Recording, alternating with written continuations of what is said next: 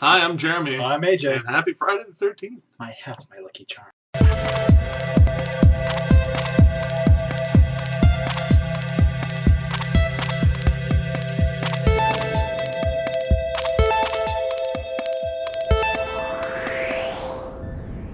Thank you so much for joining us for another day of the Extraordinary Times and our first story of the day. Justin Bieber, because, he didn't want to cover him today.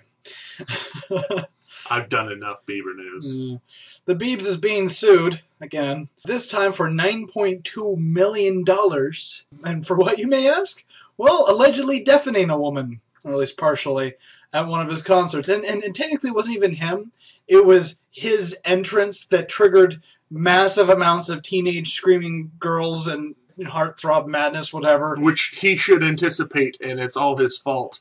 Right, and, partially deafened this woman who had brought her, allegedly brought her daughter to the concert. Anyway, she's suing him. We'll see how it goes. I don't think it's going to get too far. And speaking of other things that throw back to things we've talked about before, the London Olympics. Well, normally we talk about, the athletes that are going there. Allegedly, Saudi Arabia is sending more women to go do stuff, but that's not completely confirmed yet. But the thing that is confirmed is that, well, capitalism, when mixed with socialism, equals apparently no other vendors besides McDonald's in the Olympic area can sell French fries or chips, as they say in the Britain, but unless you sell it with fish. In a newspaper. Because fish and chips is one of the oldest and greatest traditions of the Great Britain United Kingdom area. Apparently, they at least respect culture enough to put capitalism aside, but, McDonald's, Coca-Cola, Cadbury, and Heineken are the only branded food products that are allowed to be sold there. Wow. That's hardcore. And on to something completely different, because I want to talk about an awesome guy named Doug Eaton out of Oklahoma City, Oklahoma. It was his 65th birthday here recently, and he decided, he wanted to do something a little different. He wanted to do something good. So, someone suggested, why don't you do 65 random acts of kindness? He figured, why not? And started doing awesome stuff like handing out money on the side of the road. It looks like he has one of those signs like homeless or whatever. It says, I have a job, I have a house, do you need some money for coffee or something? And was handing out $5 bills. Passing out $5, not even $1 bills. He wasn't rich, so he wasn't passing out $100 bills. Here's $5 for coffee. You want to go have lunch? Here's $5. That's crazy. And he did other things too. He paid for people's lunch at a diner. He went and paid for people's coffee at a coffee place. It was absolutely amazing. He had a wonderful time. People were just completely surprised by his generosity.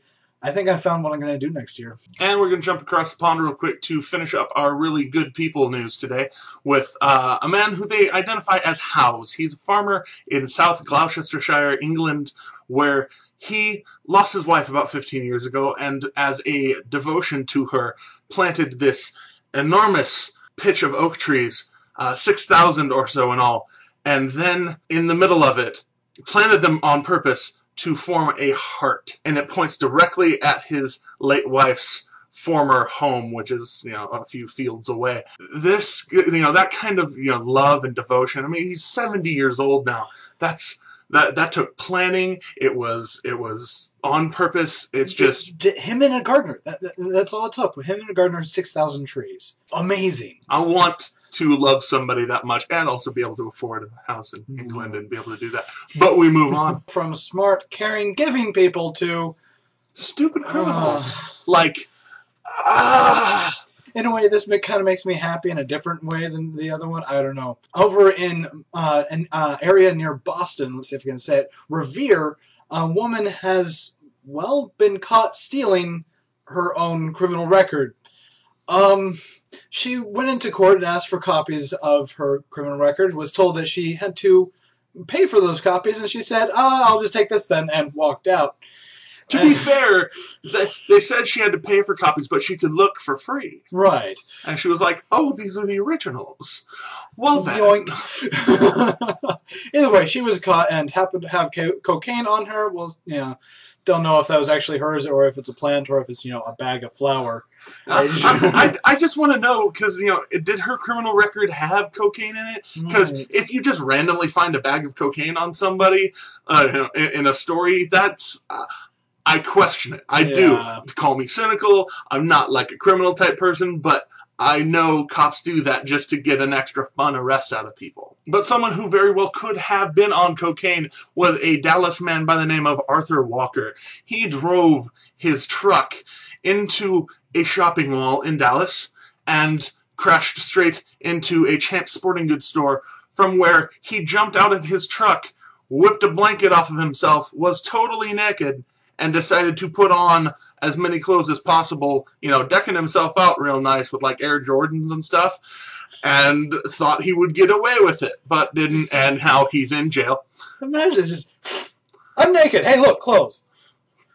I don't know. I can't imagine what went through this man's mind, thinking he could actually go in there and A, get away with it, and B, not be identified later, even if he got away. Everyone saw you naked, champ.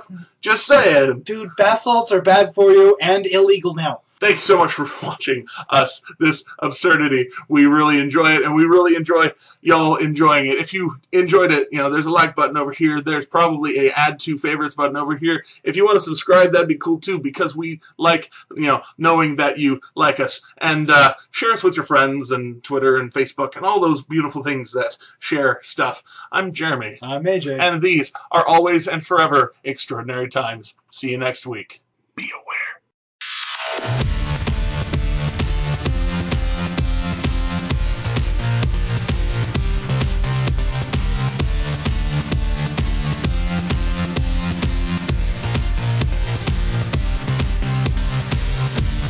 Hold on, I'm not looking.